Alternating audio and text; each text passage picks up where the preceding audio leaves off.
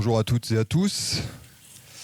J'espère que tout le monde a pris un café, tout le monde a pris de quoi manger, puisque le sujet va être passionnant et vous avez besoin de plein d'énergie pour en profiter pleinement. Je me présente, Marc Leblanc, DRH d'ICAD et en charge de la RSE au sein de la même société. Je suis ravi de vous accueillir. Nous sommes ravis de pouvoir vous accueillir ce matin. Nous sommes ravis de pouvoir accueillir cette conférence sur de l'OID sur les achats responsables en immobilier, puisque ça fait quelques années que nous essayons d'œuvrer dans cette politique-là, d'améliorer tous les jours ce sujet.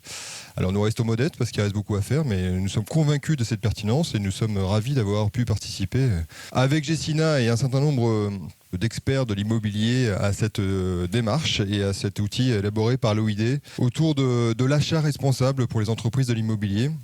On ne doute pas un seul instant que ce sera une précieuse aide pour chacun d'entre nous, pour nous permettre de continuer à améliorer nos pratiques. Toujours dans un esprit de dialogue, parce que ça nous semble fondamental, avec nos fournisseurs, parce que ça se construit à deux, cette politique. Et nous sommes convaincus que ce travail mené avec l'OID, sous l'égide de l'OID, va nous permettre d'alimenter en permanence cette réflexion collective. Alors on est fiers, je vous l'ai dit, de soutenir cette démarche, on est fiers de vous accueillir, et on est persuadé que cette première dans le secteur de l'immobilier, à l'image d'autres initiatives sectorielles qui ont pu être menées, sera le prémisse de quelque chose d'extrêmement durable. On espère évidemment que cette matinée, cette conférence va vous alimenter, vous servira également et que ça nous permettra de répondre à vos attentes, notamment vis-à-vis des donneurs d'ordre et des fournisseurs. Comme je suis convaincu que ce n'est pas moi que vous êtes venu écouter, je vais directement passer la parole à Loïs, directeur général de l'OID. Je vous souhaite une excellente matinée. Merci beaucoup. Merci beaucoup, Marc. Donc, nous sommes ravis nous-mêmes d'être accueillis aujourd'hui. Merci beaucoup. Ce sera donc mon rôle que d'animer cette conférence qui va se dérouler en 2 temps. Un premier temps sur la présentation d'outils sur lequel on travaille déjà depuis un certain temps par Laura Georgelin, chargée de projet à l'OID, et Nicolas Jandot, directeur RSE de Gessina. Puis un second temps de retour d'expérience et d'échange avec la salle par les différents types d'acteurs dans l'immobilier, donc un utilisateur, un investisseur immobilier, en la personne morale d'ICAD, et un acheteur et fournisseur en même temps, le Facility Manager Stimo, représenté par sa présidente, brillante entrepreneuse. Voilà, donc ça c'est le programme ce matin, on est là jusqu'à 10h30. Avant d'enchaîner sur la conférence, moi je voulais revenir rapidement sur qui nous sommes et l'esprit dans lequel nous faisons les choses. L'OID, c'est une association à but non lucratif. L'outil que nous produisons aujourd'hui, il est open source et disponible à quiconque, membre ou non membre de l'association. Il s'inscrit dans une politique de production d'outils qui aident la profession des acteurs de l'immobilier à progresser. Il y a 1 an, nous produisions un outil open source sur la due diligence responsable. Aujourd'hui, c'est celui-ci. Celui-ci, il faut savoir que, et on le redira, c'est une première version. C'est une première version qui est amenée à évoluer. Et aussi, c'est une première version qui est d'une certaine manière consensuelle, puisque aussi bien le groupe de travail qui a été copiloté par Gessina, ICAD et l'OID, a réuni une quinzaine d'entreprises et une vingtaine de personnes, mais aussi nous sommes allés consulter l'ensemble des fédérations professionnelles. Ça veut dire que les critères qui ressortent pour certaines catégories de métiers d'immobilier ne sortent pas de notre imaginaire, mais sortent bien de ce que certaines fédérations professionnelles jugent comme important pour eux. Voilà. Avant de donner la main du coup à Nicolas et Laura pour la présentation de l'outil, je voulais revenir déjà une dernière fois sur le pourquoi d'une politique d'achat responsable. D'une part, si on regarde uniquement le prisme des émissions de gaz à effet de serre, il faut savoir que plus de 60% des émissions de gaz à effet de serre d'un acteur immobilier, d'un investisseur immobilier, au moins plus de 60% sont externalisés. Ça, c'est ce qui ressort d'une étude qu'on a réalisée en 2018. Après, si on en croit les chiffres d'une publication réalisée par Gessina il y a quelques années, qui constatait qu'en réalité, les émissions de gaz à effet de serre liées aux consommations énergétiques de leurs bâtiments étaient au moins équivalentes aux émissions de gaz à effet de serre liées à l'exploitation de leurs immeubles. Donc, d'une part, vous voyez bien que dans un secteur dans lequel les différents métiers sont très segmentés, l'importance d'impliquer ces parties prenantes est extrêmement forte si on veut atteindre un certain nombre d'objectifs planétaires, nationaux, sectoriels.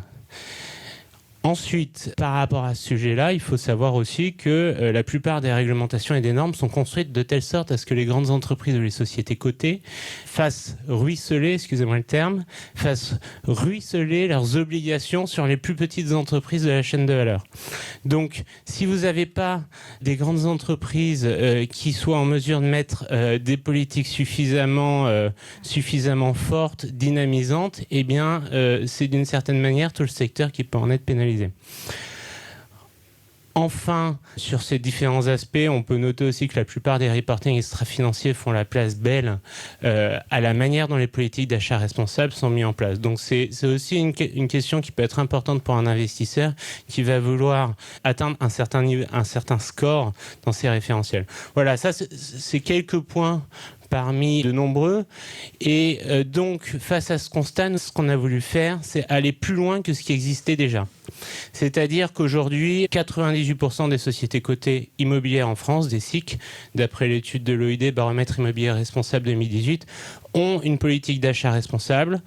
50% ont un plan d'action sur cette politique d'achat responsable. Chez les investisseurs immobiliers et fonds non cotés, les chiffres sont beaucoup plus bas, mais ils sont en croissance.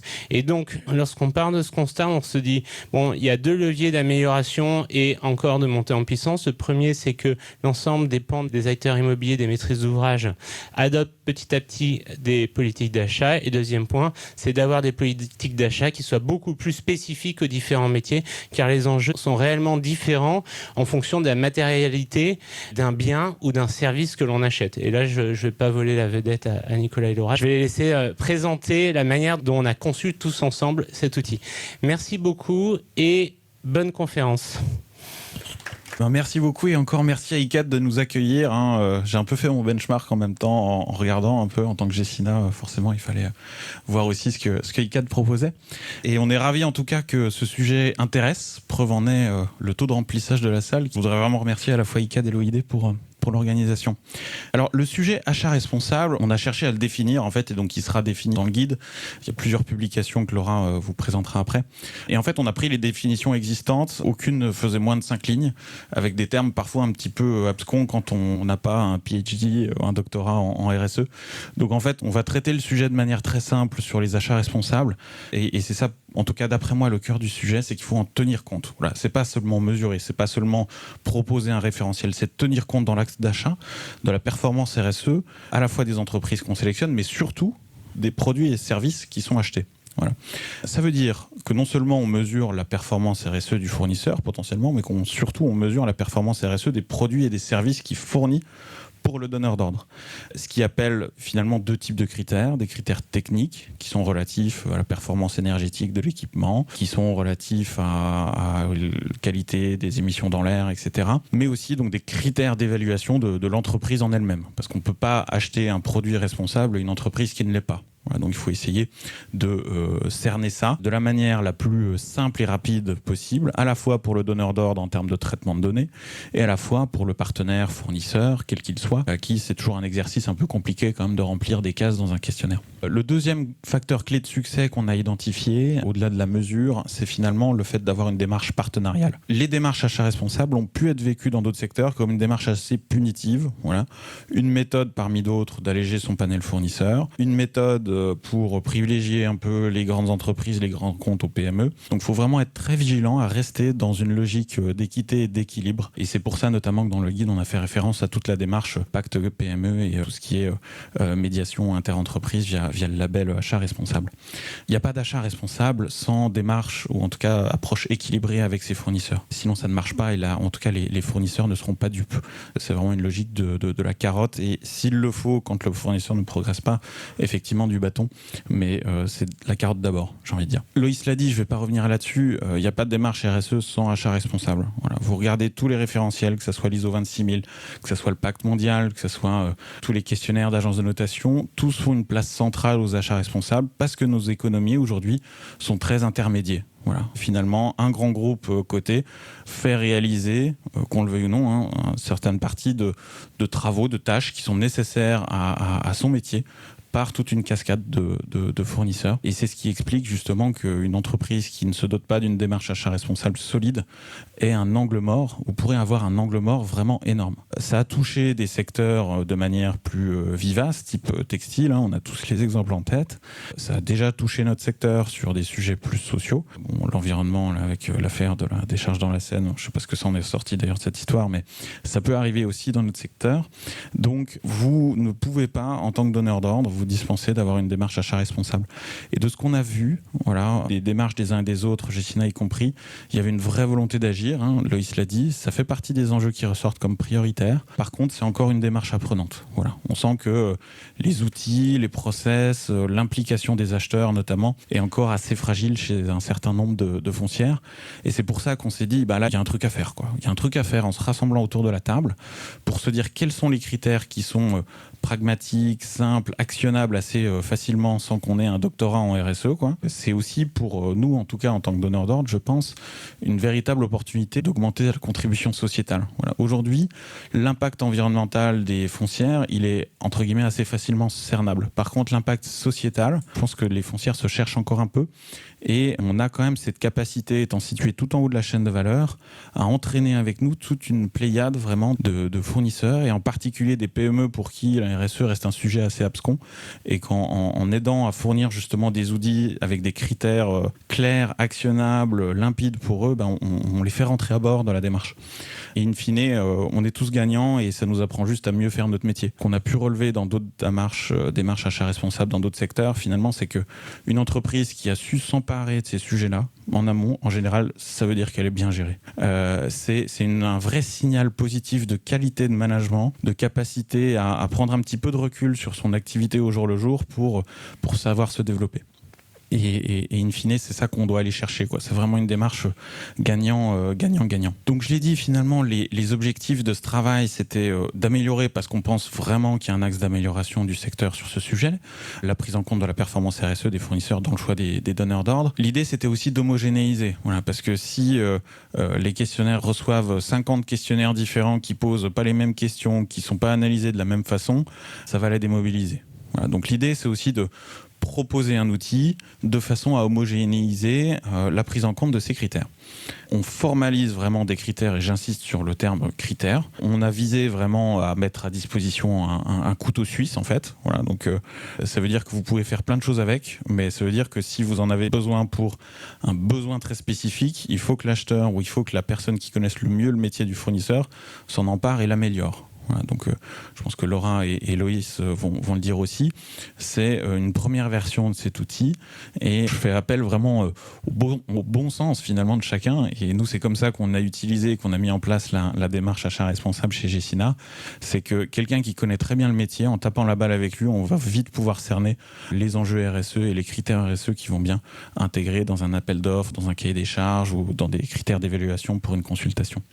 J'insiste vraiment sur le fait d'avoir une démarche tout à fait pragmatique, parce que notamment de par la déclaration de performance extra-financière, vous avez pas mal de monde qui va vous dire qu'il faut faire des grosses analyses, des trucs, machin, qui vont mettre 6 mois à tomber. Sauf que dans les faits, on peut aussi faire peut-être un peu plus rapidement les choses et de manière plus pragmatique, grâce justement à cette approche de personnalisation que Loïs a décrit, que je ne vais pas rappeler. Les démarches achats responsables qui partent sur des questionnaires ou des chartes un peu générales, c'est bien, ça sensibilise. Par contre, il faut vraiment aller plus loin et faire l'effort d'adapter ces critères aux sujets qui concernent les fournisseurs en question, pour que ça leur parle, pour que ça parle aussi davantage en interne. Et c'est pour ça en fait qu'on a adopté une démarche très partenariale avec un groupe de travail assez pluridisciplinaire, je dirais. Donc justement, on a fait le choix de privilégier entre guillemets les livrables. Voilà, on s'est dit, on met en place la concertation, et donc beaucoup, je pense d'entre vous qui sont dans la salle, ont réagi, nous ont aidé à faire progresser ce travail pendant qu'on le construisait, et je les en remercie. Mais à la fin de la journée, il faut mettre quelque chose à disposition des uns et des autres pour obtenir obtenir encore plus d'avis. J'incite tout le monde à réagir, à triturer ces critères, à les tester, à les challenger en franglais pour qu'on puisse améliorer ensemble ce référentiel et qu'on sache faire un usage tous ensemble beaucoup plus précis. Même si, comme je disais, nous, en termes de travail préparatoire, et je remercie vraiment Laura de l'OID pour tout le travail qu'elle a réalisé, parce que la matière première était vaste. Voilà. Il y a des secteurs qui ont défini leur propre référentiel RSE, d'autres non. Donc, il a fallu aller consulter parfois des rapports développement durable d'entreprises de ce secteur-là pour se dire, attendez, qu'est-ce que eux considèrent comme les enjeux les plus significatifs. Donc, il y a eu une grosse base de travail préparatoire, aussi vaste que possible, je dirais. Il y a eu des entretiens qui ont été réalisés là aussi avec certains d'entre vous. Et tout ça nous a vraiment nourris pour proposer justement les outils que Laura va vous présenter. Donc faites-en bon usage, utilisez-les, mais à nouveau en support de vos échanges en interne pour identifier en partenariat avec vos fournisseurs les critères RSE les plus adaptés. Donc, merci Nicolas. Donc après une présentation de la démarche et de notre méthode, moi je vais vous parler plus du contenu de nos livrables. Là, vous avez une cartographie des achats des entreprises de l'immobilier. Dans notre outil, on a considéré 4 familles, donc qui sont les prestations intellectuelles, l'aménagement intérieur-extérieur, les programmes immobiliers et l'exploitation et la maintenance. On n'a pas pris en compte les services généraux de l'entreprise puisqu'on s'est vraiment intéressé aux achats qui concernent le bâtiment. Les achats des services généraux de l'entreprise n'ont pas été considérés dans notre étude et les investissements non plus, car les achats en termes d'investissement relèvent des équipes d'acquisition et on a fait l'an dernier un guide sur la due diligence responsable à destination des équipes d'acquisition. Donc là, on s'est vraiment concentré sur ces 4 familles d'achats. Au sein de ces 4 familles d'achats, on a essayé de recenser différents métiers auxquels se rapportaient ces achats. On en a identifié 53. Donc, on a essayé de les analyser par le prisme de 17 thématiques. Donc on peut voir ici, ce sont des thématiques environnementales, sociales et sociétales et de gouvernance. Donc on a les déchets et les rejets, l'économie circulaire et les matériaux, carbone et climat, énergie, eau, biodiversité, résilience au changement climatique, santé, sécurité, non-discrimination, égalité des chances, conditions de travail et respect des droits de l'homme, développement des compétences, employabilité, impact social et ancrage territorial, démarche qualité et relations clients, protection des données et cybersécurité, et en gouvernance, démarche RSE, relations responsables avec les fournisseurs et enfin éthique des affaires. Ces thématiques ont été élaborées grâce à l'analyse que nous avions faite en décembre, l'analyse des matrices de matérialité dans le cadre du baromètre de l'immobilier responsable et grâce à différents documents et la revue documentaire dont Nicolas vous a parlé précédemment. Donc voilà, on a 4 grandes familles d'achats, 53 métiers, 17 thématiques RSE. On a réussi à déterminer différents critères pour tous ces métiers. Donc pour que l'outil soit simple et facile d'utilisation et pertinent, on a voulu avoir un nombre restreint de critères spécifiques par métier. Donc là, on a entre 1 et 8 critères spécifiques par métier, auxquels s'ajoutent 7 critères transversaux qui sont plus génériques et qui s'appliquent à tous les métiers. Donc on a par exemple la non-discrimination et l'égalité des chances, le développement des compétences et l'employabilité, démarche qualité et relations aux clients, protection des données et cybersécurité, la démarche RSE, l'éthique des affaires et enfin les relations responsables avec les fournisseurs. Donc voilà, pour vous donner un peu une idée des différents critères que nous avons. Donc voici un aperçu de la grille achat responsable. Donc, je vais vous montrer tout à l'heure plus en détail pour vous familiariser avec tout ça parce qu'en fait c'est un outil très simple qu'on a voulu le plus simple possible. Donc le format en fait de nos livrables, donc il y a 2 documents. On a d'abord un guide d'accompagnement de la grille de critères, donc qui sera téléchargeable sur le site internet de l'OID ce matin à 11h, donc juste après la conférence. Et il y a aussi donc une grille que je vais vous présenter. Dans le guide, vous trouverez donc une contextualisation de la démarche achat responsable en immobilier, les clés de lecture de la grille et enfin des ressources utiles sur les achats responsables. La grille, elle est téléchargeable en différents fichiers. Vous allez voir sur le site que vous pouvez télécharger la grille complète avec donc les 53 métiers et tous les critères qui les concernent. Mais on a aussi des fichiers plus simples. Donc vous pouvez télécharger que les critères transversaux qui peuvent constituer en fait une première approche aux démarches achats responsables. Vous pouvez aussi télécharger la grille avec les critères des métiers et des prestations intellectuelles.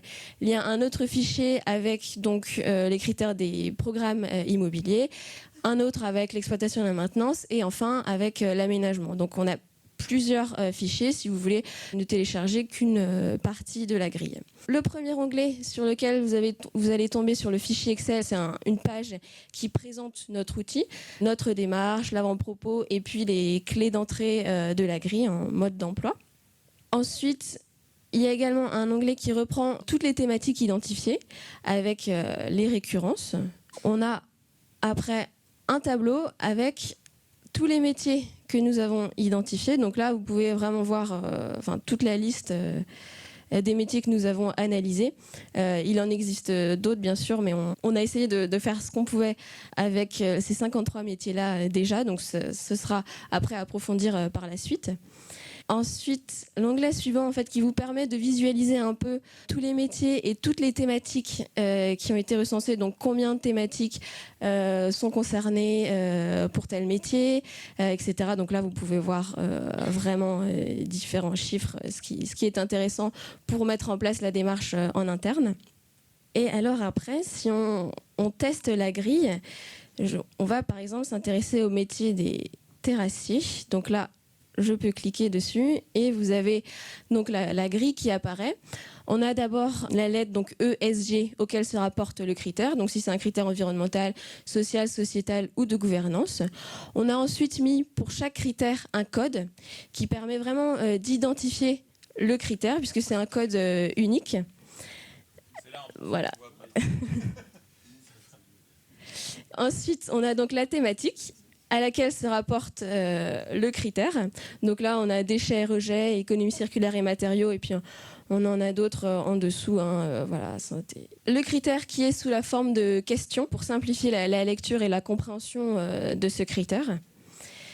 Des exemples d'indicateurs qui sont des démarches et des preuves de ce qu'aurait pu faire le fournisseur pour cette thématique et pour ce critère.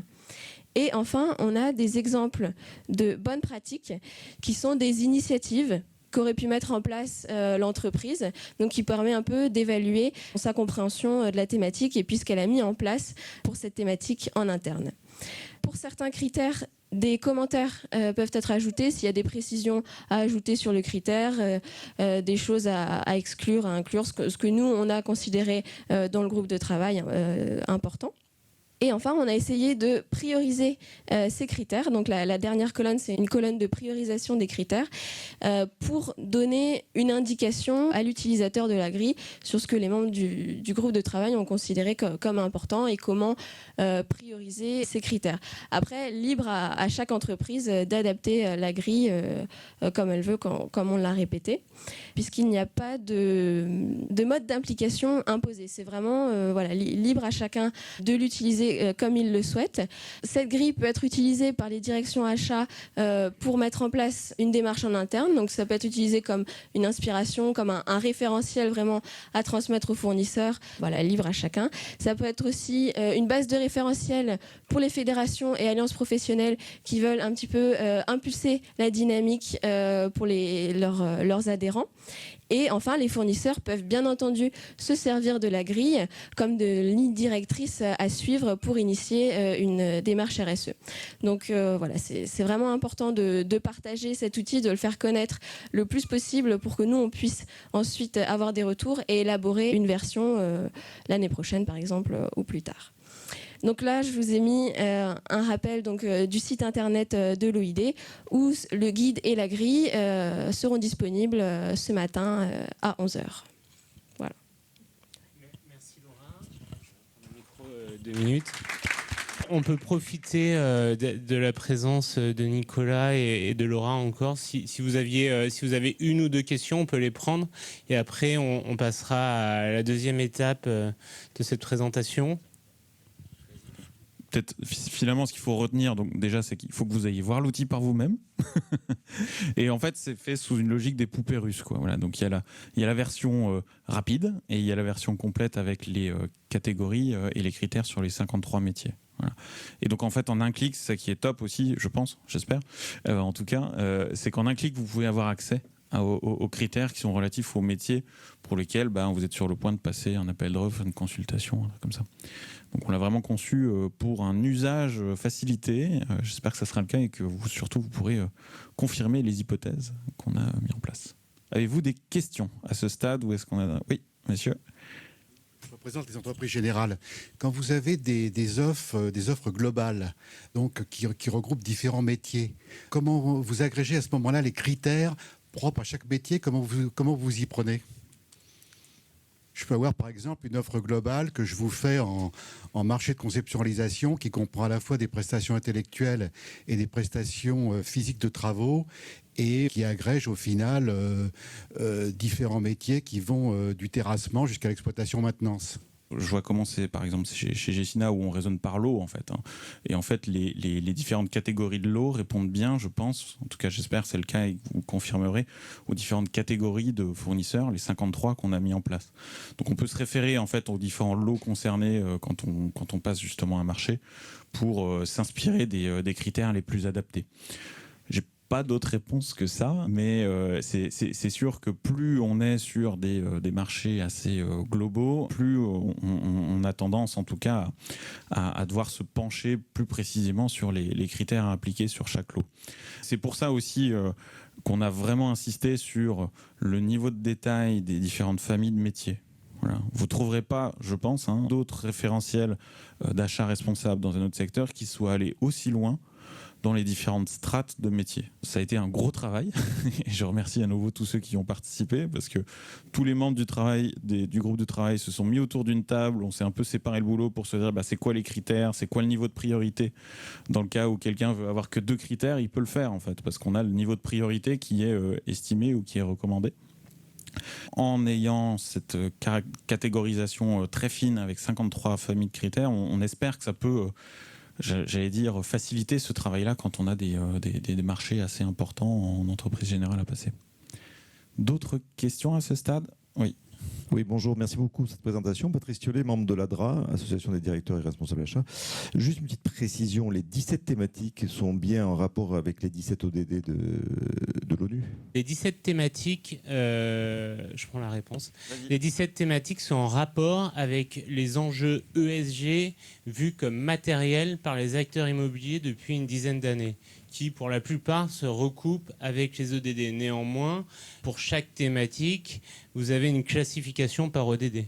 C'est-à-dire que certaines thématiques vont plus se rattacher à tel ODD ou à tel autre. Voilà, c'est la manière dont on a toujours fonctionné. Parce que les ODD, à l'origine, sont fixés à l'échelle étatique. Et donc, vous avez des structures organisationnelles qui ne justifient pas forcément leur appropriation pour un secteur d'activité ou un autre. Voilà, donc la réponse est oui, mais vous ne retrouverez pas exactement votre ODD à notre enjeu ESG. Voilà. Moi, je voudrais juste compléter une réponse par rapport à la réponse de Nicolas. C'est justement ce qu'on n'a pas voulu faire en faisant cet outil, que d'avoir des critères généraux qui permettraient de noter globalement, sans discrimination, une offre globale. Justement, ce qu'on a voulu faire, c'est que dans une offre globale, on puisse aller voir dans chaque métier qui compose cette offre globale les critères les plus importants. Donc, comme le disait Nicolas, au sein d'un métier, les enjeux, les critères, ils sont hiérarchisés. Effectivement, pour une V2, peut-être qu'il faudrait hiérarchiser les métiers les plus impactants en fonction des enjeux ESG. Mais ceci est très difficile à faire parce qu'une personne va vous dire ce qui est le plus important pour moi au travers de ma stratégie, c'est la biodiversité, l'autre les émissions de gaz à effet de serre, l'autre l'énergie. Donc à partir de là, sur comment est-ce que vous hiérarchisez des métiers entre eux? Voilà. Donc je voulais juste compléter. On prend une dernière question et après on continue sur les retours d'expérience. Bonjour, merci. Yann Lequéré, NJ. Juste une question sur le scoring. C'est un scoring avec un système de pondération pour mettre en évidence certains points beaucoup plus importants que d'autres ou pas? Alors, au niveau de la priorisation des critères, c'est ce que les membres ont estimé comme plus important. Après, au niveau du scoring de la grille, là, on n'a pas vraiment attribué de score ou de notes par critère. Libre à chaque entreprise de les fixer. Nous, on a simplement mis des indications sur ce qu'on estimait être les critères les plus importants. Mais voilà, après, c'est adaptable. Merci Nicolas, Laura, pour vos réponses. De toute façon, comme vous le disiez vous-même, il y a une case commentaire. Et cette case commentaire, idéalement, on aimerait qu'elle puisse être remplie par les gens que ça intéresse et qui se sentiront concernés et qui puissent de ce fait nous faire des retours sur la grille de manière à la faire progresser. Par rapport à la question sur le scoring, ça va dans la logique générale de l'outil qui est de dire que c'est un guide, c'est une orientation qui peut être utilisée différemment de si vous êtes donneur d'ordre ou fournisseur. Donc au final, le scoring, il a d'importance pour une société qui voudrait appliquer stricto sensu nos critères. Pour nous, peut-être qu'il en a moins. En réalité, c'est déjà de pouvoir indiquer et figurer quels sont les critères plus importants que d'autres en fonction des typologies de métiers. Voilà. Merci Nicolas, Laura, et à tout à l'heure. Alors, je vais maintenant appeler à la barre Daphné Millet, Mehdi Berger, responsable pilotage et processus à la direction achat. Et vous êtes venus en force, je vous laisserai vous présenter, pour présenter un retour d'expérience d'un investisseur immobilier. Je te laisse la parole, Daphné. Ouais. Merci Loïs. Donc effectivement, on va vous présenter notre retour d'expérience sur l'utilisation de cette grille de l'OID, puisqu'on a eu l'occasion effectivement de la tester. Mais avant de vous présenter cette démarche, je vais faire un petit retour en arrière pour vous expliquer un petit peu dans quel cadre ça s'inscrit dans notre politique achat responsable.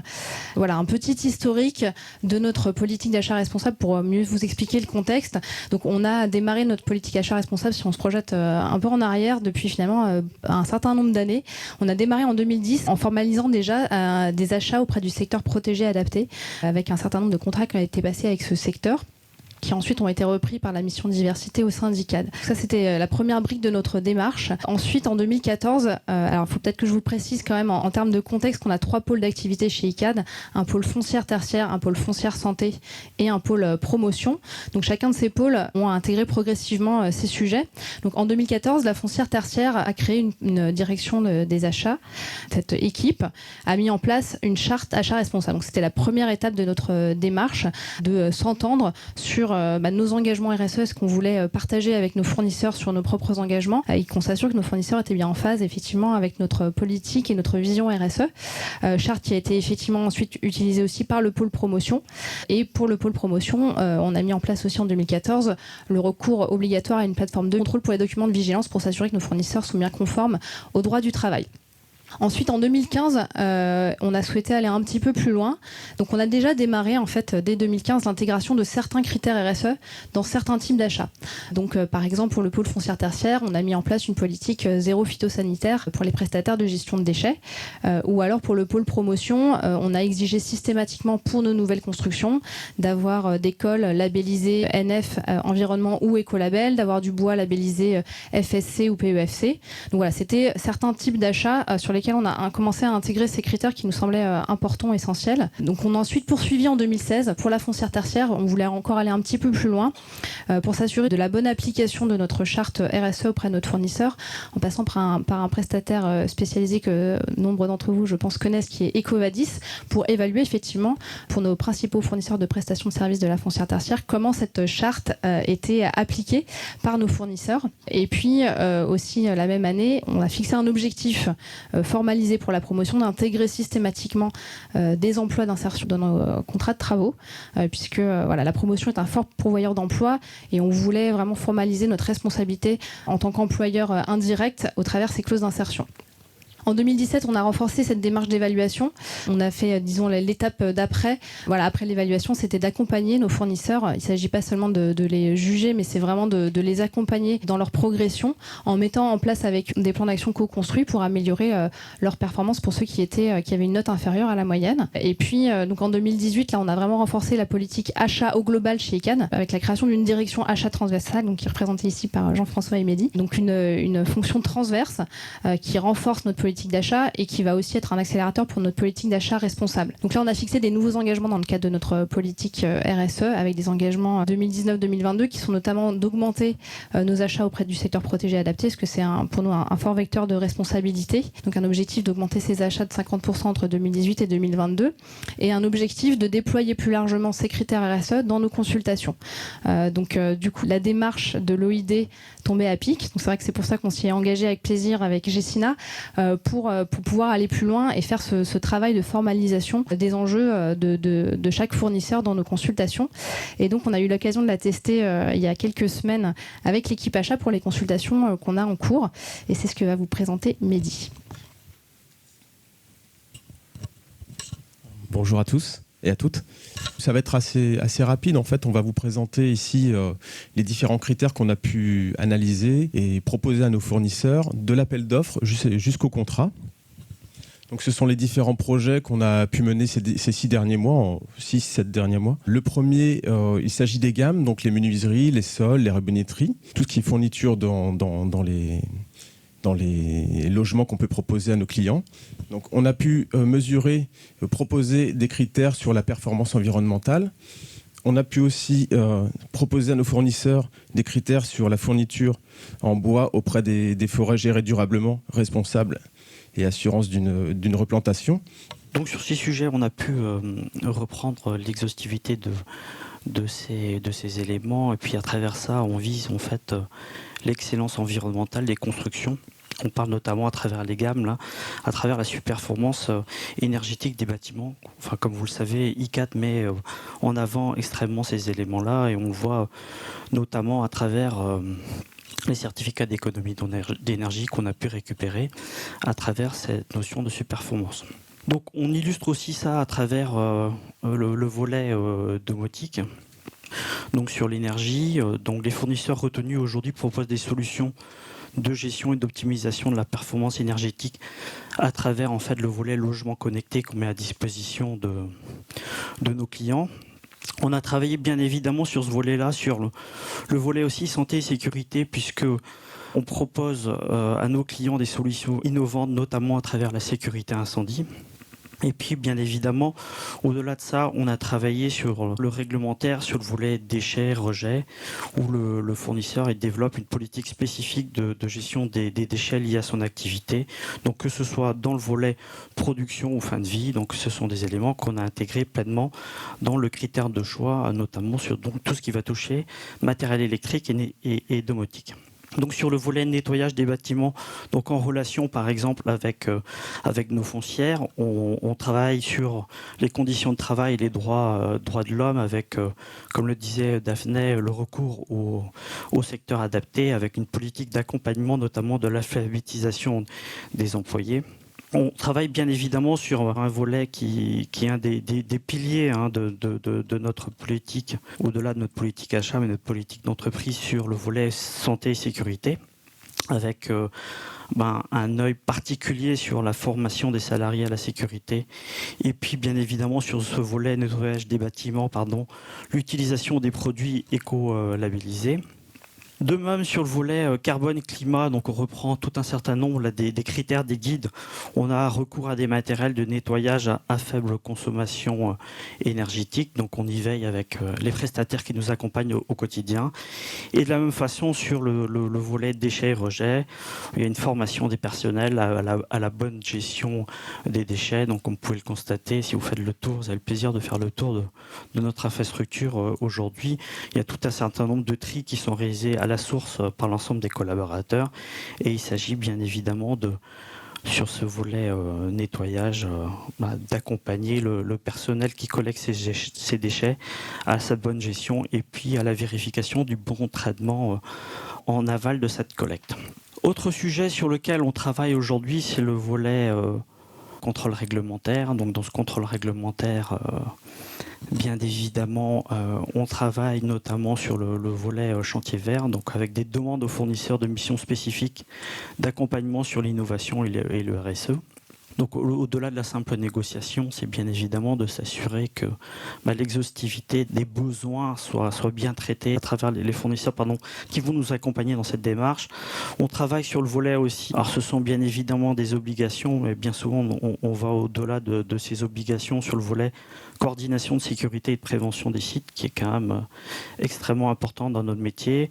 Bien évidemment le volet digitalisation avec l'obligation de dématérialiser le processus dans les choix des fournisseurs qui sont les nôtres versus toute une fourniture de production papier que l'on a bien souvent du mal à retrouver et à stocker et à accéder à l'information. Et puis bien évidemment le volet très important de protection des données et de cybersécurité. Les fournisseurs doivent être en mesure de nous assurer la protection de nos données et la confidentialité et la sécurité information d'ICAD. Oui, Daphné. Juste pour compléter ce que dit Jean-François, donc là c'est vraiment pour vous expliquer comment on a travaillé concrètement.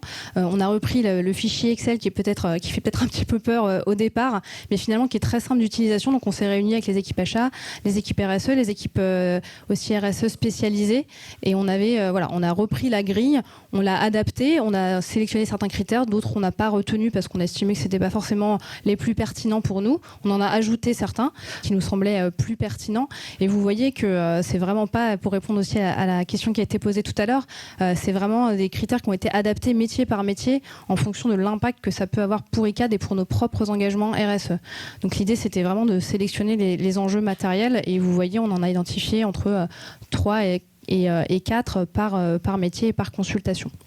Oui, je pense qu'effectivement, pour faire le parallèle par rapport aux questions qui ont été faites par un certain nombre de personnes dans la salle et les réponses qui ont été faites par l'OID, il s'agit de se dire ici, on ne peut pas se permettre de prendre l'exhaustivité, bien évidemment, des critères, parce qu'il faut être très opérationnel, et il faut aussi tenir compte des entreprises qui sont à même de nous répondre.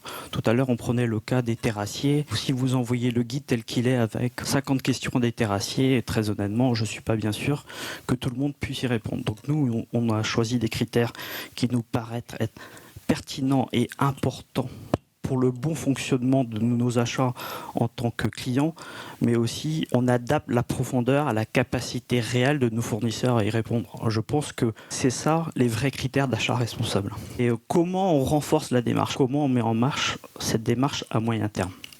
Donc bien évidemment, la direction des achats s'inscrit dans la construction d'une relation partenariale avec nos fournisseurs, qui est la clé de réussite de nos engagements sociaux et environnementaux. Mais j'ai envie de vous dire la chose suivante. Bien évidemment, moi je suis persuadé de tout ça. Mais cela ne peut se faire qu'à partir du moment où on n'oppose pas les critères RSE aux critères de performance. Et ça, je pense qu'on ne le rappelle pas suffisamment. On a eu l'occasion d'échanger beaucoup au syndicat, comme le font beaucoup d'entreprises, notamment sur la raison d'être. Et je vous invite à regarder en fait une vidéo que faisait quand il était Monsieur Sénard, quand il était patron de Michelin versus maintenant patron de Renault, où justement il parle de cette raison d'être. Et je trouve que son discours, il est formidable. C'est-à-dire qu'il dit, bien évidemment, en tant que société, nous avons des engagements, notamment des engagements RSE, sociaux, sociétaux, mais ça ne peut pas se faire au détriment de la performance, parce qu'une entreprise, bien évidemment, elle a de la performance. Donc moi, je pense qu'aujourd'hui, tous ces critères-là, il faut qu'on les intègre dans nos consultations, mais aussi dans une volonté de dire à nos fournisseurs, on ne peut pas prendre toutes les contraintes et les mettre en œuvre. Il faut bien évidemment que ces contraintes, on les amène à partir du moment où elles amènent de la performance. Et pour moi, ça ne peut se faire qu'à travers de l'innovation. Donc moi, j'invite tous les fournisseurs, il y en a peut-être quelques-uns dans la salle, et Dieu sait qu'il y en a qui m'appellent toute la journée. Mais en gros, c'est quoi les critères de différenciation, notamment à travers le RSE, qui est quand même, notamment chez des promoteurs immobiliers, un des socles ou un de l'ADN qui fait que l'on va travailler avec eux. Donc je pense que mettre des critères, c'est bien. Les accompagner opérationnellement et leur donner du sens, je crois que c'est encore mieux. Donc c'est dans ce cadre-là qu'on s'inscrit aujourd'hui dans la politique achat que l'on veut mener. Donc c'est que on va travailler bien évidemment à une vérification systématique que le fournisseur est noté en RSE par un organisme indépendant, ou de dire aussi comment on va l'accompagner. N'oublions pas que chez ICAD, mais ça va être pareil chez...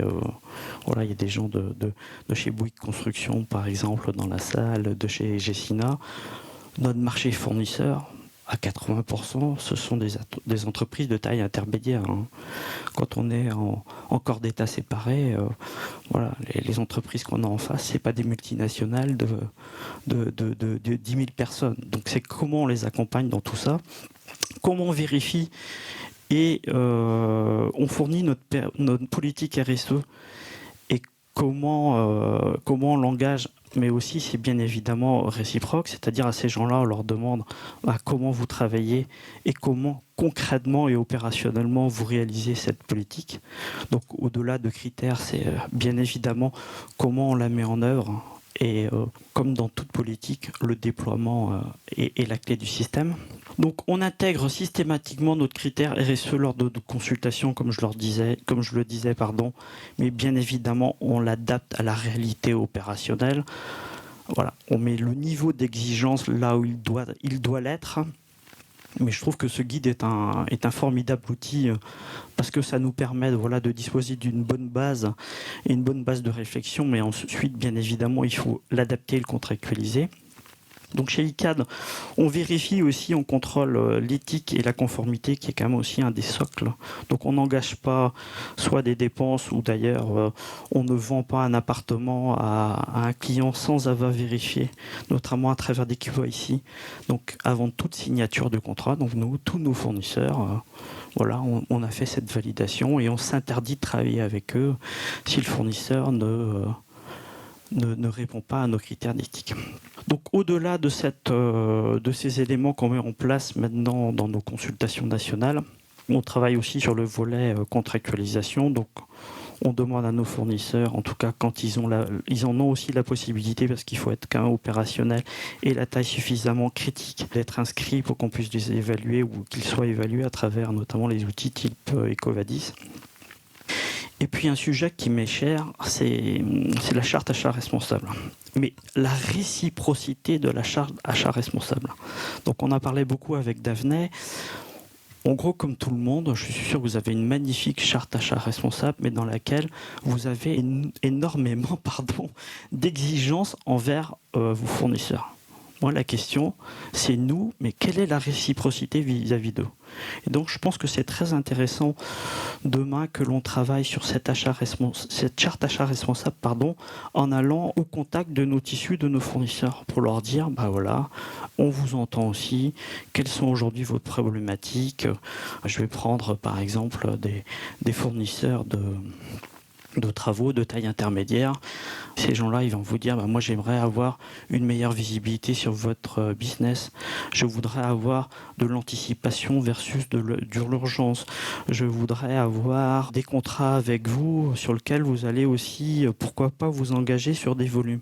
Donc tout ce qui fait que la réciprocité va fonctionner. Parce qu'avoir des exigences vis-à-vis des tiers, c'est bien, mais je pense que de notre côté aussi, on doit répondre à leurs exigences si on veut que tout ça fonctionne dans une certaine réciprocité.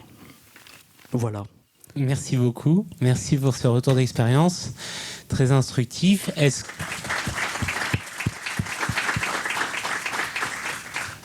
On profite de votre présence pour prendre 2-3 questions maximum, s'il y en a dans la salle. Allez-y. Est-ce que vous pouvez vous présenter? Muriel Nathan, Crédit Agricole Immobilier. Une petite question. Comment s'articule l'utilisation du guide et l'évaluation via EcoVadis? Est-ce qu'il n'y a pas de redondance? Pour nous, c'est vraiment complémentaire. C'est-à-dire qu'il nous semble intéressant et important d'évaluer la politique RSE des entreprises. Il y a des outils qui existent déjà. La plupart des fournisseurs sont aujourd'hui évalués par EcoVadis. Donc c'est pour ça qu'en consultation, on demandera systématiquement si l'entreprise est évaluée, qu'elle puisse nous donner sa note pour qu'on ait un élément, on va dire, d'appréciation supplémentaire, ou si elle n'a pas de note, qu'elle nous fournisse un document qui décrit sa politique RSE qu'on pourra consulter. Mais en consultation, ce qu'on va vraiment systématiser, c'est effectivement ces quelques critères qui nous semblent vraiment déterminants. Et c'est ça sur lequel on va évaluer véritablement les entreprises et qui est intégré à la note technique et à nos critères de choix in fine. Le guide ne sert pour l'instant que pour les appels d'offres. Voilà. Comme on vous le disait, on est dans une démarche de progression constante. Pour l'instant, on s'approprie l'outil. Et ensuite, on verra dans quelle mesure on peut étendre cette démarche au-delà. Le type de questions que va poser EcoVadis, ce sont le type de questions que nous, on peut aussi classer dans les critères transversaux. Ouais. Voilà. Donc sur les critères transversaux, il peut y avoir une certaine redondance avec des questionnaires généralistes tels que celui d'Ecovadis. Et justement, la valeur ajoutée du travail qui a été réalisé, c'est d'aller regarder les critères spécifiques qui, eux, ne sont pas adressés par ces plateformes généralistes. Donc c'est bien là la complémentarité, la différence entre les deux démarches. Est-ce qu'il y a une dernière question? Sinon, moi, j'en ai une. Aujourd'hui, est-ce que vous aviez cherché à pondérer dans la note d'un fournisseur qui conduise à son choix des critères absolument non économiques comme sont justement ces éléments de façon quantitative et des critères économiques? Je vais vous répondre sur le sujet des gammes. Étant entendu que, comme l'indiquait Daphné tout à l'heure, la création de la direction des achats est assez récente. Et donc, dans ce cadre-là, bien évidemment, il faut travailler à son acceptation.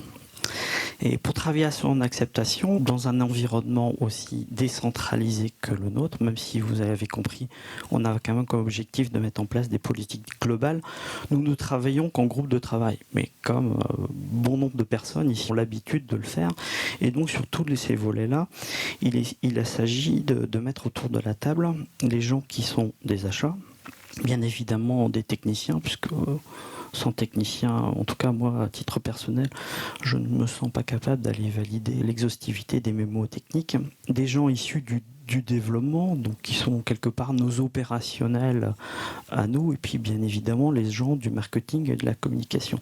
Et figurez-vous, alors il faut dire que Daphné, si jamais j'oubliais de la mettre dans les groupes de travail, croyez-moi qu'elle me le ferait légitimement repenser, parce que voilà, j'ai de la conviction, mais elle en a bien plus que moi encore. Et inutile de vous dire que nous avons intégré l'exhaustivité de ces éléments. C'est-à-dire, qu'est-ce que l'on a fait? Alors, le guide n'existait pas encore forcément à l'époque, mais on a pris en tout cas tous les critères RSE de cette maison qui sont portés aujourd'hui par Daphné. Et on s'est dit, comment on va les traduire opérationnellement dans cette consultation? Est-ce que c'est du normatif? Est-ce que c'est du fonctionnel, du technique, de l'achat? Et donc pour répondre à votre question très précisément sur ces gammes, on a repris l'exhaustivité de ces critères, et ces critères avaient une pondération de mémoire autour de 25% dans la note finale. C'est-à-dire qu'en gros, pour que ça fonctionne tout ça, il faut bien évidemment que techniquement ça marche. Donc il y avait 50% de technique ou de fonctionnel, 25% de compétition tarifaire sur le volet performance et à peu près 25% sur le volet RSE. Enfin, tout ce qu'on vous dit là, voilà, on le met vraiment en place. Sinon, très honnêtement, je ne viendrai même pas vous en parler aujourd'hui. Je ne sais pas si j'ai répondu à votre question. Vous avez parfaitement répondu à ma question. Merci beaucoup. Merci.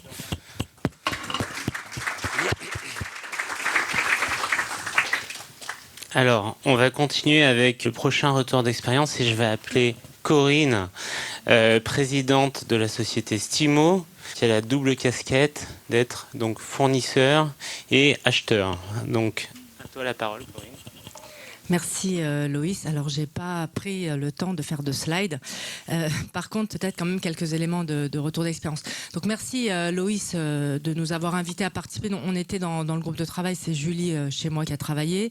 Effectivement, nous on est, qui est là Julie, on a la double casquette d'être le fournisseur à taille humaine des grands groupes, mais on est aussi acheteur quand on est Facility Manager. Donc Facility Management, Stimo, aujourd'hui on est un acteur de taille intermédiaire. Nous exploitons un peu plus de 3 millions de mètres carrés, 80% en Ile-de-France et le reste en province, dans les métropoles. Et on est en total B2B sur à peu près 70% de notre patrimoine, c'est du tertiaire, et on est dans le luxe, dans le retail, l'hôtellerie, les data centers, etc., etc. Alors, chez nous, d'abord, ce qu'il faut avoir en tête, c'est que la constitution de la société, il y a une dizaine d'années, le sujet RSE, qui portait pas complètement ce nom-là, était constitutif de notre ADN.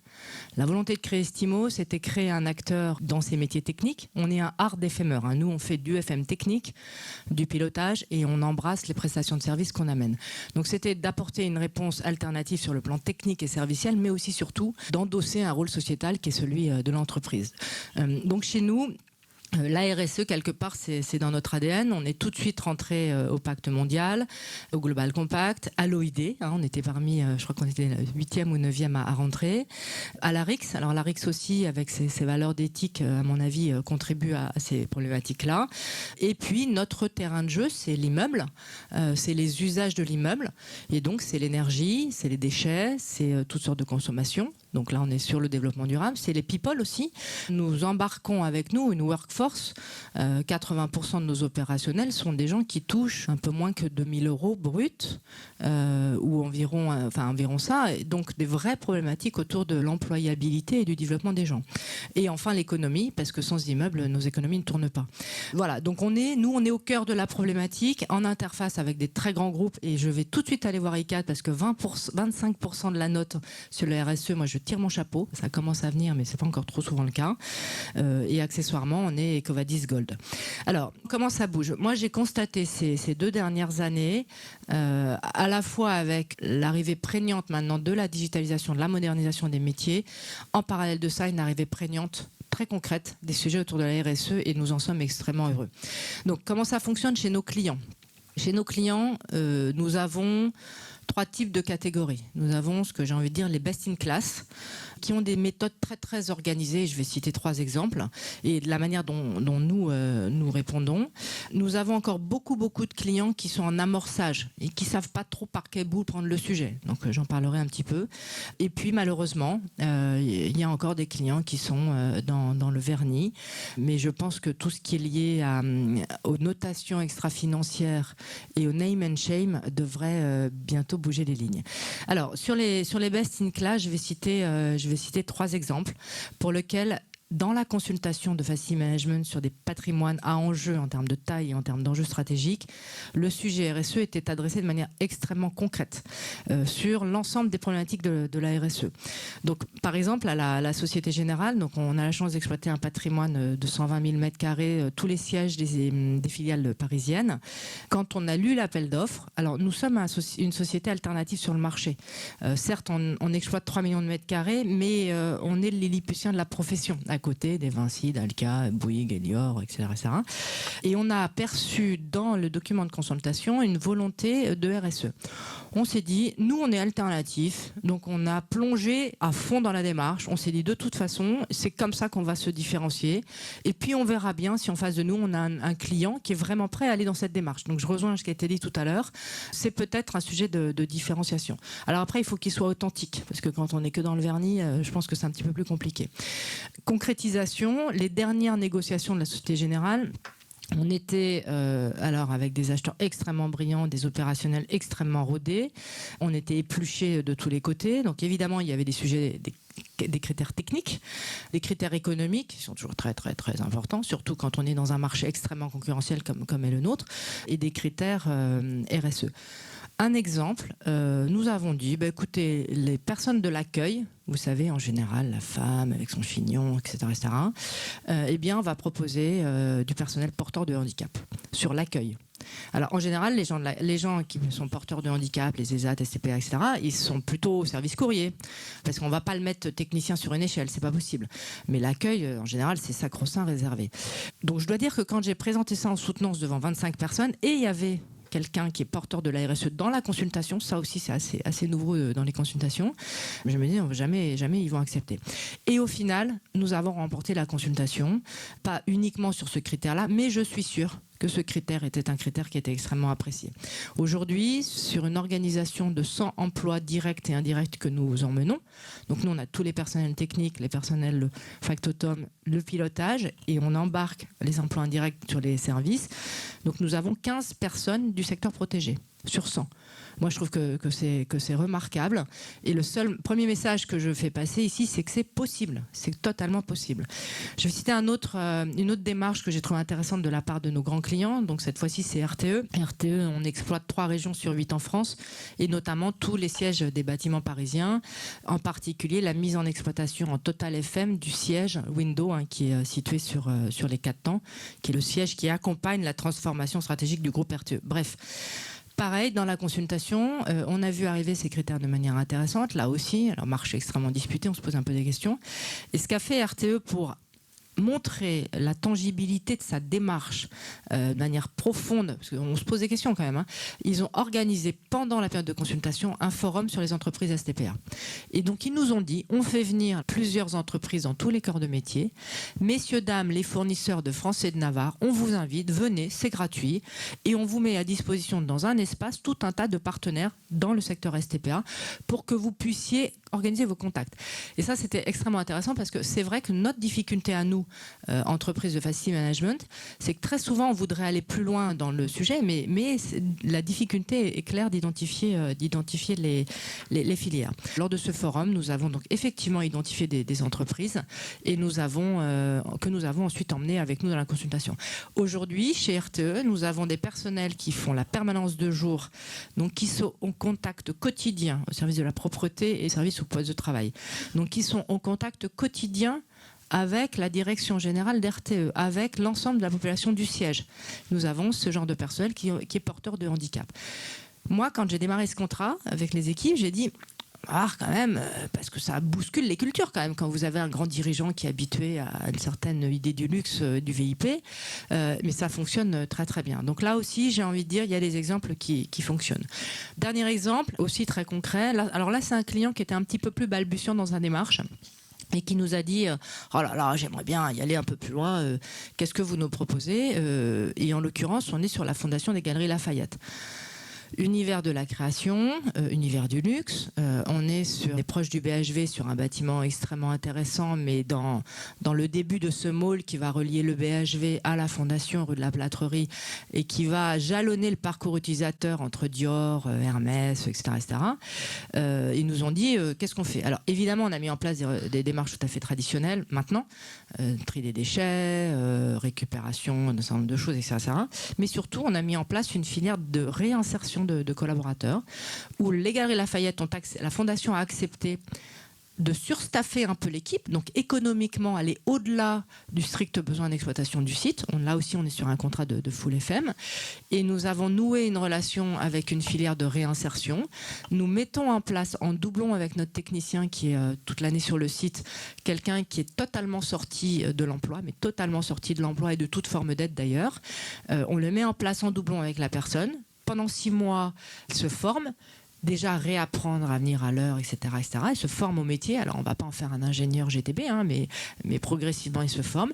Et quand ça fonctionne, au bout de 6 mois, on le réintègre dans la filière, entre guillemets, traditionnelle de Stimo et on recommence. La Fondation des Galeries Lafayette a considéré qu'il était de son devoir sociétal de participer à ça. Et là aussi, ce sont des exemples qui fonctionnent très bien. Et des gens qui sont derrière extrêmement motivés. Voilà. Donc, pour avancer un petit peu, des vrais exemples qui fonctionnent. Je sens, moi, une accélération ces dernières années.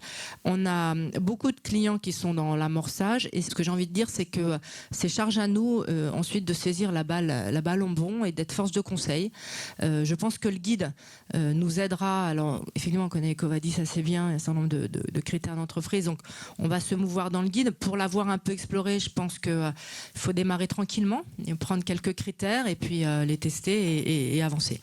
Donc ça, c'est la partie, quand on regarde nos clients, par rapport à notre écosystème de partenaires. Maintenant, qu'est-ce qu'on fait en dessous? Alors, vous le disiez, monsieur, nous, ce qui fait notre richesse dans les métiers du FM, c'est qu'on est plus ou moins gros, mais plutôt gros, au service de gros clients. Parce que le métier du Facility Management, c'est du service de gros B2B. Hein. Il n'y a pas malheureusement de clients PME qui choisissent encore du FM. Donc, on est en relation avec des plutôt gros. Mais pour que ça fonctionne avec une réactivité maximale et compte tenu de notre secteur d'activité, on fonctionne beaucoup avec des petits, tout petits, voire un peu de moyens. Donc on est complètement entre les deux. Donc comme je disais tout à l'heure, d'abord, 1, c'est dans notre ADN. 2, on commence par le B.A.B.A. On ne rentre pas un fournisseur chez Stimo sans qu'on ait validé ses déclarations URSSAF, sociales, travailleurs, etc., etc. Et ça, c'est absolument fondamental parce qu'on est là pour s'assurer que les gens qui travaillent chez nous le travaillent dans les bonnes conditions par rapport au sujet de RSE. Et ensuite, on a constitué un écosystème de partenaires dans chacun des métiers. Alors vous disiez tout à l'heure une 50aine de métiers. Nous, je pense que si on faisait la liste, on pourrait multiplier par 2 ou 3 familles de prestataires, hein, parce qu'il y a la serrurerie ci, la serrurerie cela, etc., etc. Donc on a organisé notre écosystème de partenaires en 4 familles, et notamment une famille, alors on a la famille des valeurs sûres, Voilà, quand on est sur des très gros sites et qu'on amène de la propreté, il faut une grosse entreprise. Parce que si on a une grève, il faut être capable l'entreprise doit être capable de prendre les moyens de support entre guillemets. Mais on a aussi organisé une famille de partenaires qui s'appelle les engagés. Alors on a les connectés et on a les disruptifs, on a les valeurs sûres, mais on a les engagés. Et on fait rentrer dans ce panel tout un tas de prestataires qu'on a envie, entre guillemets, de tester, de remarquer parce qu'ils sont assez précurseurs dans leur domaine. Et du coup, on les aide à faire émerger leurs idées. Et quand on les présente dans le cadre d'une offre globale chez un client, quelque part, on les aide à se mettre en valeur, on les aide à se structurer.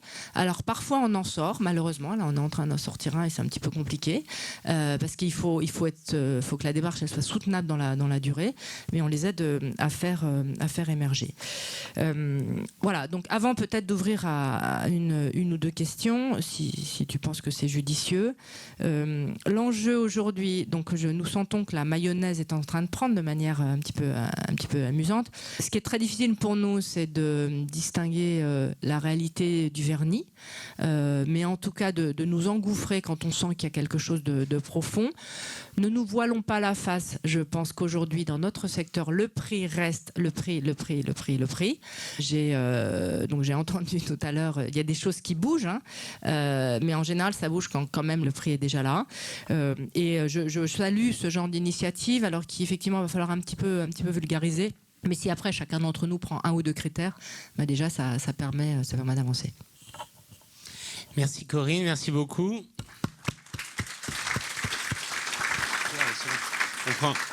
On peut prendre une ou deux questions, s'il y en a dans la salle. Non. On va continuer.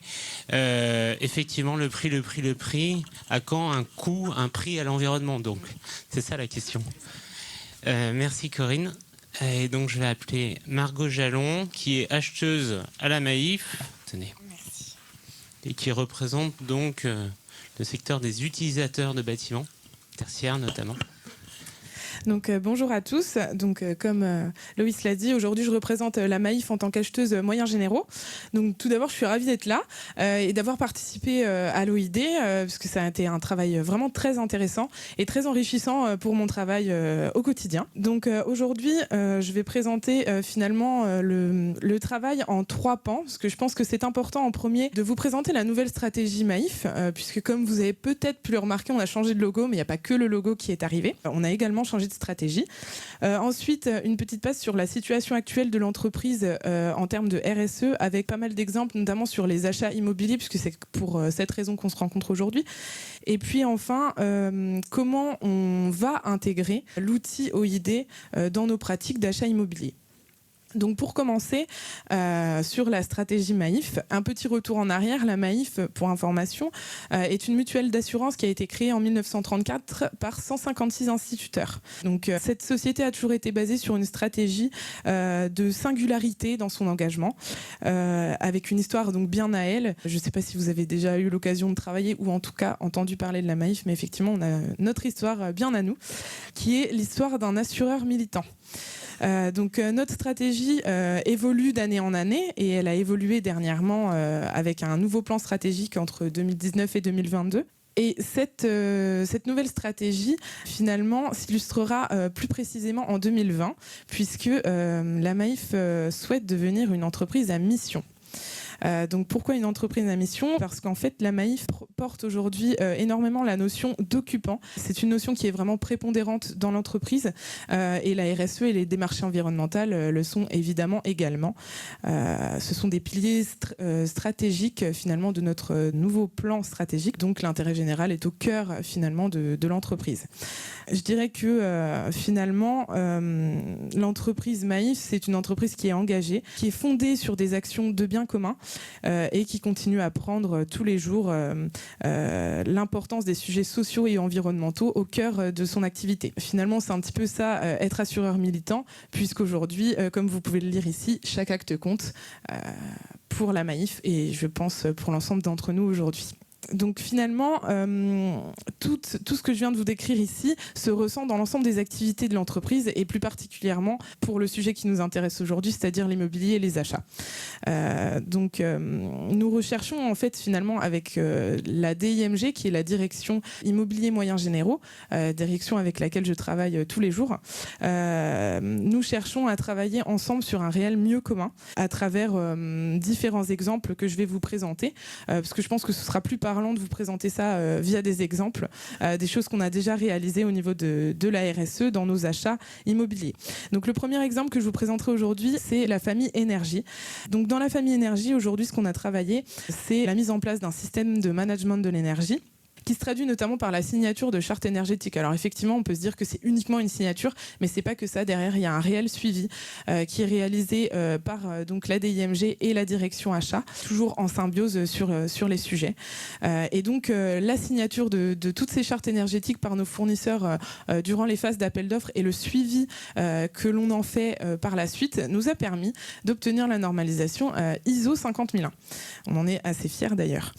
Toujours sur la même famille, je citerai également l'exemple de l'énergie verte. Alors l'énergie verte, c'est bien beau d'en parler, mais on la suit également, les achats et la DIMG, via la demande auprès de notre fournisseur d'énergie d'un certificat de garantie d'origine qui nous permet de s'assurer que l'énergie consommée est une énergie verte. Enfin, dernier exemple sur l'énergie, la Maïf suit de plus en plus de programmes et notamment un programme de rénovation thermique pour le moment sur son siège social. Alors, je ne sais pas si vous avez déjà eu l'occasion d'aller sur le siège social de la Maïf, mais pour information, ça représente quand même 18 hectares, voire plus. On est sur beaucoup de bâtiments. La rénovation thermique de notre siège social, c'est pas un petit sujet et ça nous tient vraiment à cœur. Si on prend l'exemple sur une deuxième famille, comme mes collègues l'ont fait, sur la famille entretien, donc entretien des locaux. Là, c'est un exemple assez frais puisque l'appel d'offres, c'est moi qui l'ai lancé avec la DIMG et c'est un appel d'offres qui a été réalisé en 2017 pour un début des prestations en 2018. Donc là, sur cet appel d'offres, on a demandé différentes choses à nos fournisseurs. Donc le fournisseur qui a été retenu nous a proposé énormément de produits écolabellisés et a proposé des attentions tout à fait particulières sur ce qu'on appelle les TMS ou troubles musculo-squelettiques, puisque dans le monde de l'entretien, c'est un sujet très très important et c'est quelque chose qui nous tenait énormément à cœur. Et ensuite, pour cet appel d'offres, il faut quand même préciser que le cahier des charges qui a été réalisé pour l'appel d'offres était un cahier des charges HQE. Exploitation. Donc je ne sais pas si ça parle à tout le monde. HQE, haute qualité environnementale. Donc c'est quand même un cahier des charges qui est très lourd et c'est un cahier des charges certes qui nous a servi pendant l'appel d'offres mais qu'on suit toujours aujourd'hui avec notre partenaire sur le sujet et puis évidemment le prestataire qui a été retenu pour l'entretien. Un autre exemple, toujours qui vous parle, j'imagine à tous, sur la famille déchets. Donc différents points. Le premier que je peux citer, c'est le réemploi de matériaux. Donc ici, le principe est de faire en fait un diagnostic de réemploi qu'on réalise aujourd'hui sur nos chantiers, finalement pour réutiliser, réemployer les matériaux issus du curage réalisé sur certains de nos chantiers et peut-être plus tard sur l'ensemble de nos chantiers. Un autre exemple, c'est ce qu'on appelle la charte chantier propre, qui je pense se rapproche de la charte verte que l'ICAD a présentée, si je ne m'abuse. Donc ici, le principe, évidemment, c'est d'avoir des chantiers propres qui se rapprocheraient des chantiers zéro déchet. On n'est pas encore au zéro déchet, mais on s'en rapproche. Donc ici... toujours suivi avec les achats et la DIMG, signature de la charte chantier propre auprès de nos fournisseurs qui sont consultés durant les appels d'offres et suivi de ces chantiers par un prestataire et par nos équipes afin de s'assurer que ce n'est pas uniquement une signature, parce que c'est beau de faire signer des documents, mais si derrière il n'y a pas de suivi, ça ne sert pas à grand chose. Et un dernier exemple sur les déchets, c'est l'économie circulaire et le réemploi en sourcing. Donc là, je peux donner l'exemple par exemple du mobilier, puisque nous recherchons de plus en plus de partenaires qui nous permettraient de travailler en mobilier de réemploi, donc du mobilier finalement qui a une seconde vie. Deux derniers exemples qui sont le multitechnique et le bâtiment du 156 rue de l'Université à Paris. Donc là, des peut-être des sujets qui vous parleraient moins et qui sont plus vraiment adaptés à Maïf, donc un petit peu plus adaptés à vous tous pour le multitechnique. Donc ici, comme sur la famille entretien, on a travaillé sur cet appel d'offres, donc lancé en 2018 pour un début des prestations en juillet 2019, donc ça approche à grands pas, sur un cahier des charges HQE exploitation également, donc suivi toujours avec le même partenaire que pour l'entretien, mais pas avec le même prestataire évidemment. Et enfin, sur le 156 rue de l'Université, donc un bâtiment que la Maïf a acheté il y a quelques mois maintenant et qui est en plein travaux. Donc ici, on est sur un bâtiment qui va avoir des notions de HQE rénovation, des notions de certification osmose et la notion de ready to service. Donc ici, on va utiliser le mobilier de réemploi. On a travaillé avec également un service d'expérience utilisateur, autrement appelé UX, qui nous a permis d'écrire un parcours utilisateur. Alors, qu'est-ce qu'un parcours utilisateur ?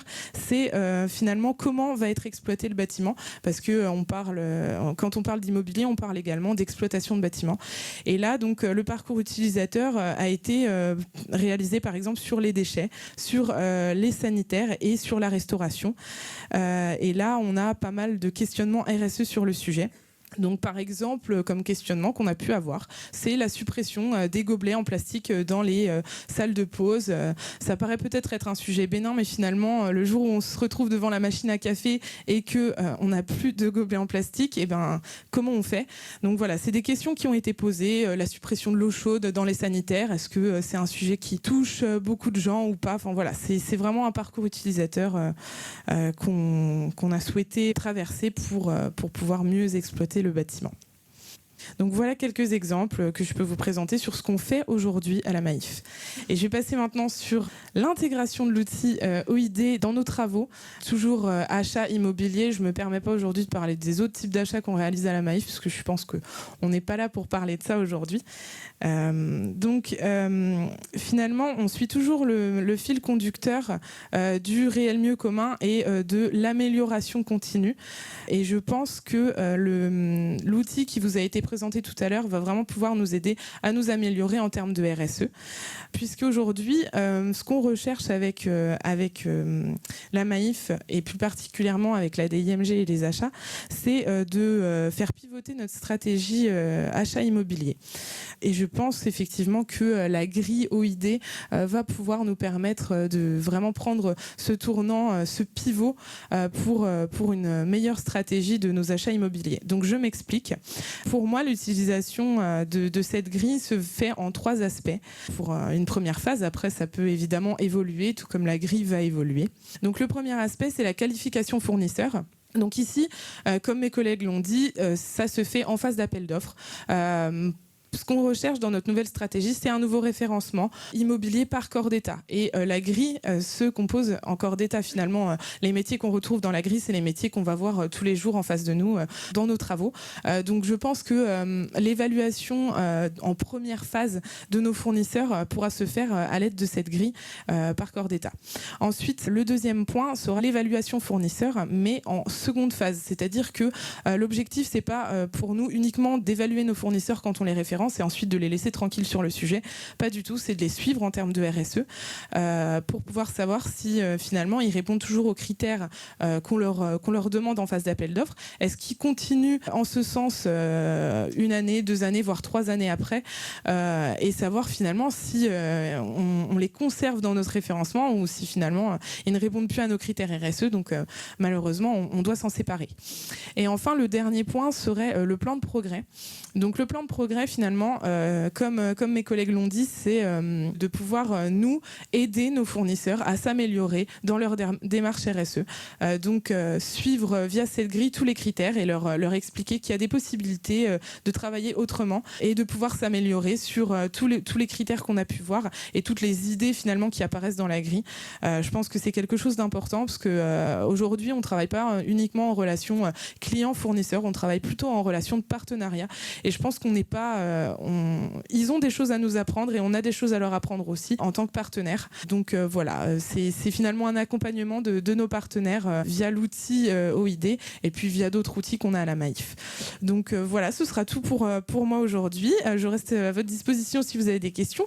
Et puis je remercie encore grandement l'OID et j'espère pouvoir continuer à faire partie de ce groupe pour l'évolution de cette grille qui, je pense, va continuer d'évoluer, je l'espère en tout cas.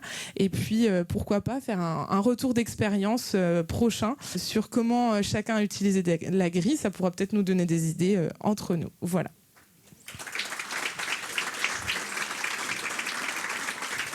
Merci beaucoup Margot. Est-ce que la salle a une ou deux questions? On peut en prendre deux maximum? Peut-être pas. J'ai été claire. Non, c'était très clair. Merci. Merci. Vous avez même presque volé la conclusion de Laura. Ah, désolée. C'est parfait. Merci beaucoup Margot. Merci à vous. J'ai demandé à Laura de venir. Oui, alors du coup, voilà, juste pour conclure, pour répéter ce qu'on a déjà un peu dit tout au long de cette matinée depuis 9h, c'est que la publication là, des 2 livrables, l'objectif, c'est vraiment d'avoir des retours, de collecter un maximum de retours d'expérience des donneurs d'ordre, des fournisseurs, mais aussi des organisations professionnelles pour pouvoir nous retrouver ensuite et faire évoluer cet outil et pourquoi pas élaborer une deuxième version d'ici 1 an ou plus. Mais voilà, le but, et on appelle chacun à faire vivre cet outil, nous transmettre des retours et on sera à votre disposition pour vous écouter, récolter tout ce que vous aurez à nous dire, enfin toutes les améliorations qui pourront être faites sur cet outil. Merci beaucoup Laura. Bon, merci beaucoup Laura. Je conclue donc cette séance en vous annonçant d'ailleurs deux prochains événements qui auront lieu sur des sujets connexes, tout autres. Une conférence qui s'organise le 2 juillet sur le confort et le bien-être dans les bâtiments de bureaux, qui fait suite à une série d'ateliers qui a été animée par un sociologue et qu'on a mené avec l'ADEME. On a cherché à déterminer la nature des profils sociologiques qui nous permettaient d'approcher au mieux, en fonction d'une population donnée, quels étaient les meilleurs critères en termes de qualité de vie au travail. Et ensuite, avec Paris Call, 4 juillet, un atelier sur la biodiversité et l'immobilier. Voici pour les prochains rendez-vous. D'ici là, j'espère que vous serez nombreux à aller télécharger cet outil qui sera disponible sur notre site et sur le vôtre. Et comme on vous l'a dit, on est nous aussi dans une démarche d'amélioration continue. Donc on a absolument besoin de vos retours. Merci et à bientôt.